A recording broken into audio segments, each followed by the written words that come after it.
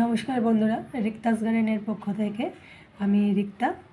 বন্ধুরা, আগে আমি সিন্ডার দিয়ে বসিয়েছিলাম, আজকে বসাবো বন্ধুরা আমি এখানে ভার্মি আর মাইক্রোরাইজার দিয়ে বসাবো। সামনে প্রচণ্ড গরম আসছে, একটু ভার্মি দিলে ময়েশ্চার কন্ডিশনটা খুবই ভালো মেনটেন হবে। মাইক্রোরাইজার দিয়ে মানে এখানে আমি কোনো মাইক্রোরাইজার দিয়ে আমি এখানে যে বসাবো, এখানে কোনো ফাঙ্গিসাইড দেব না। এইগুলো দিয়ে ব্যবহার করলে বসালে যে বেনিফিশিয়াল যে ব্যাকটেরিয়া ফাঙ্গাসগুলো থাকে হোয়াইট রুটগুলোকে আনতে সাহায্য করে। এটার কোনো ফাঙ্গিসাইড লাগে না, এখানে কোনো পেস্টিসাইডও লাগে না, মানে পেস্টিসাইড দেব না। সকাল থেকে পুরো 11টা পর্যন্ত রোদে থাকবে। 10 থেকে 15 দিনে শুধু জল এমনভাবে দেব যে টবের মধ্যে সীমাবদ্ধ থাকে। স্প্রেয়ারের মাধ্যমে দিলে এই নোটগুলো অ্যাক্টিভ হবে। এখানে কনফিডার দেব না। নোটগুলি যখনই অ্যাক্টিভ হবে তখনই স্প্রেয়ারের মাধ্যমে জল দিয়ে পাতা পরিষ্কার করে মানে জল দিয়ে স্প্রেয়ারের মাধ্যমে জল দিলে পাতা পুরো পরিষ্কার থাকবে। আর 10 থেকে 15 দিন কিছুই দেব না, পুরো সানলাইটে রেখে দেবো। আর 15 দিন পর কনফিডার দেব, আর 15 দিন পর থেকে রুট ট্রিটমেন্ট হবে। পুরো টানা 1 মাস চলবে। তো বন্ধুরা, আমি কীভাবে গাছটিকে প্রতিস্থাপন করব সিন্ডার, ভার্মি আর মাইক্রোরাইজার দিয়ে, চলুন বন্ধুরা দেখাচ্ছি। বন্ধুরা, আমি এখানে একটি 5 ইঞ্চি টব নিয়েছি।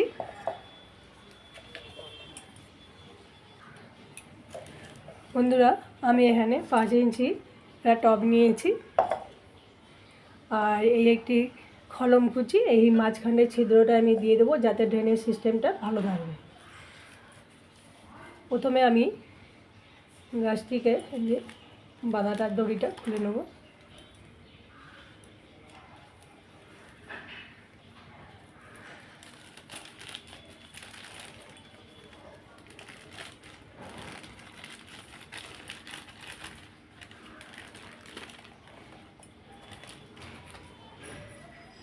বন্ধুরা, এই গাছটির আইডিয়া হচ্ছে সুইট অ্যাভারেজ। এই দেখুন, বসানোর আগে আমি এই পাতাগুলো কেটে নেব।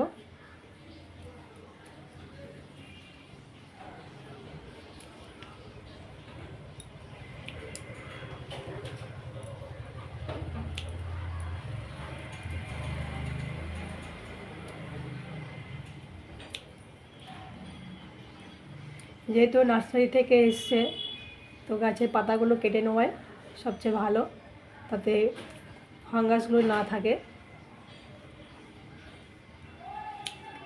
জাম যত না থাকে তত ভালো।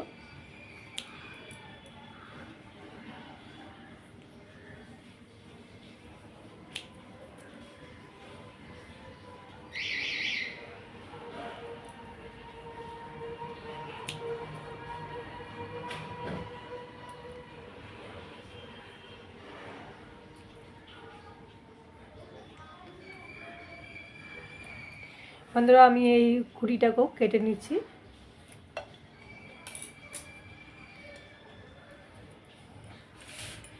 প্রথমে আমি এখানে বন্ধুরা মানে চেলে নিয়েছি সিন্ডারটিকে, কিন্তু আমি ধুইনি। আপনারা ধুয়ে পরিষ্কার করে রোদে শুকিয়ে নেবেন।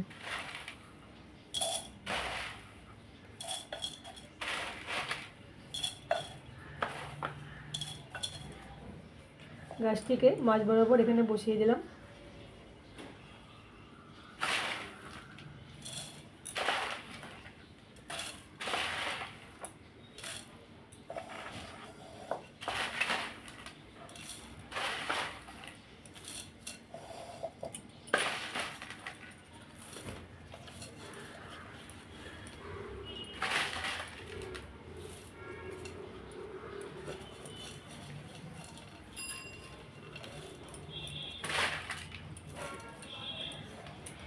বন্ধুরা, আমি এখানে ভার্মি অ্যাড করব, জাস্ট 2 মুঠো আমি ভার্মি দেব।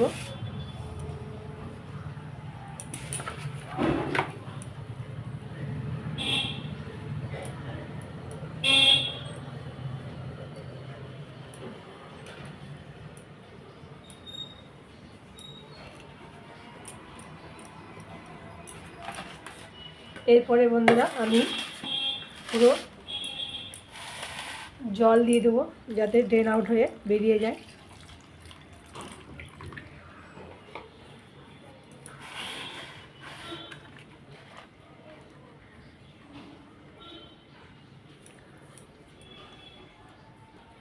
বন্ধুরা এরপরে আমি এর উপরে মাইক্রোরাইজার দিয়ে দেবো। বন্ধুরা এটা দেখতে পাচ্ছেন মাইক্রোরাইজার 3 গ্রামের মতন আমি এখানে দিয়ে দেবো।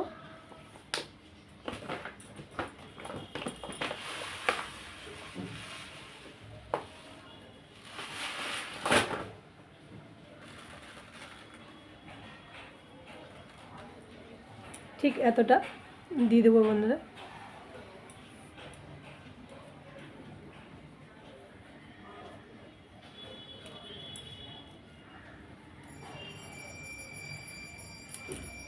এর উপরে আমরা সিন্ডার দিয়ে দেবো।